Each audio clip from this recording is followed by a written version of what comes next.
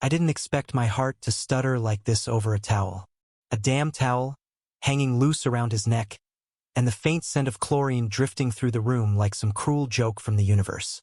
When I first agreed to share a dorm room for the semester, I pictured late-night conversations, maybe a few awkward silences, and someone who minded their own business. What I got instead was Adrian Vega, 6'2" national-level swimmer, who looks like he walked out of an Abercrombie ad and straight into my very private, very fragile personal space. And right now, he's standing there shirtless, rifling through his duffel bag like he owns the place, droplets of water sliding down his abs as if gravity itself is worshipping him. "Hope you don't mind, man," he says casually, glancing up with a grin that should be illegal in at least 17 states. Shower was packed, so I had to rinse off at the pool. Mind? Oh, I minded. My pulse minded. Every single part of me minded, but not for the reasons a normal person would. Cool, I manage, pretending to scroll on my phone while my eyes betray me and flick back up. It's like watching a car crash if the car crash had perfect pecs and a smile that could melt the polar ice caps. This is fine, I tell myself. Totally fine.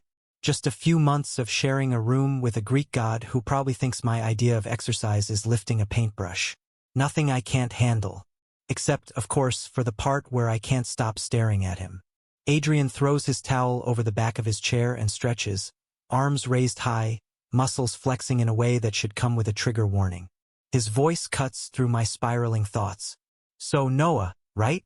I swallow, forcing my gaze up from the V of his hips. "Yeah.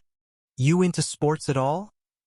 he asks, genuinely curious, as if my scrawny frame could possibly scream anything other than nope. I paint. I blurt, instantly regretting it because wow, Noah, way to sound like a Victorian maiden. He grins, teeth white and sharp like something from a dream I shouldn't be having. "Cool. Art guy. I dig that." He plops onto his bed. Our beds are barely 5 feet apart, by the way, and leans back like a king surveying his new kingdom. "Maybe you can teach me how to draw sometime." The image of his massive hands clumsily gripping a pencil flashes in my head, and my throat goes dry. "Sure," I say, trying to sound nonchalant.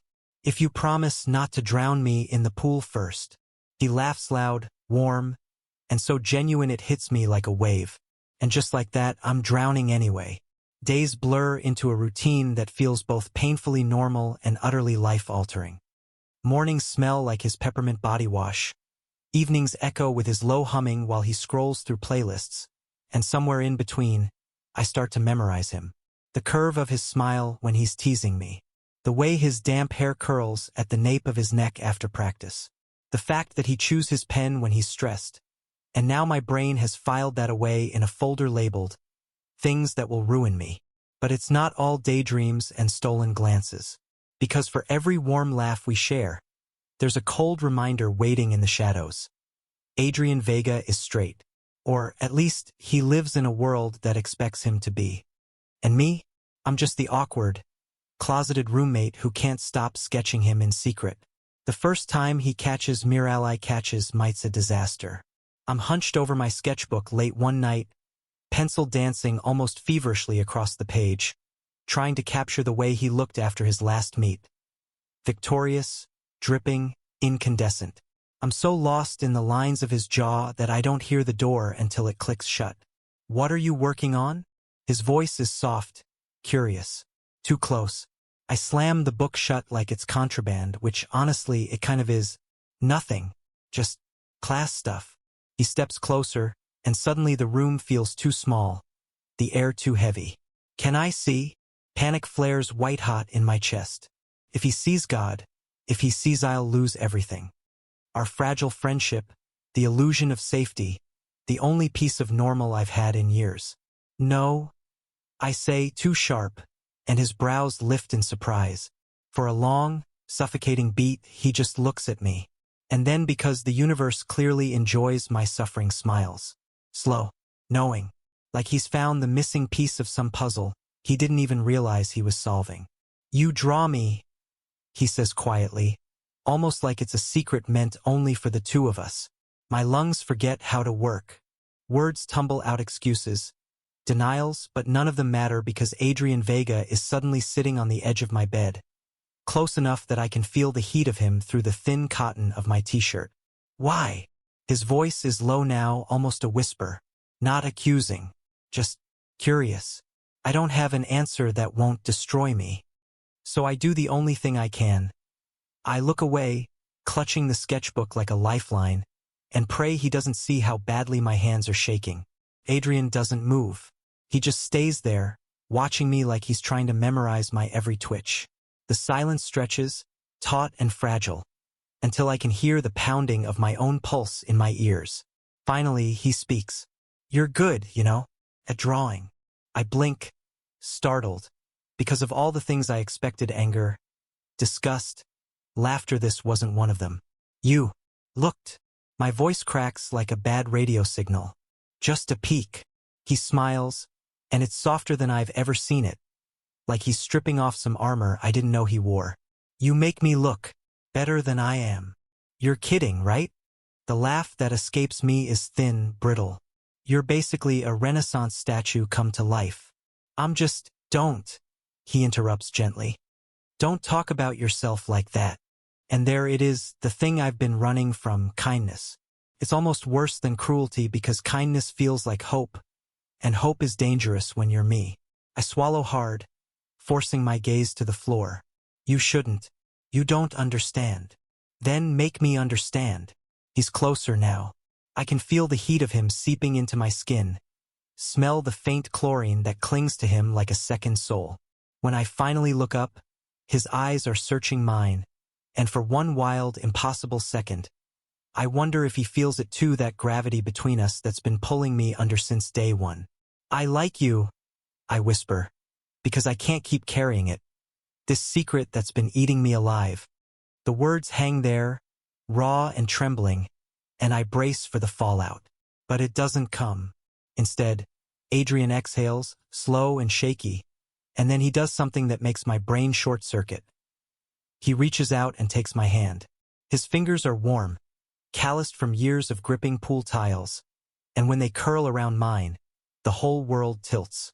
You think I didn't notice? He murmurs, his thumb brushing over my knuckles in a way that feels almost reverent. The way you look at me?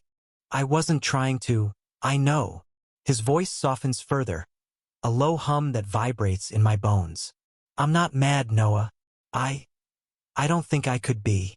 And then God help Mayhay leans in. Just enough that his breath ghosts over my cheek, and suddenly every nerve ending in my body is screaming. You're messing with me, I whisper, because hope still feels like a trap.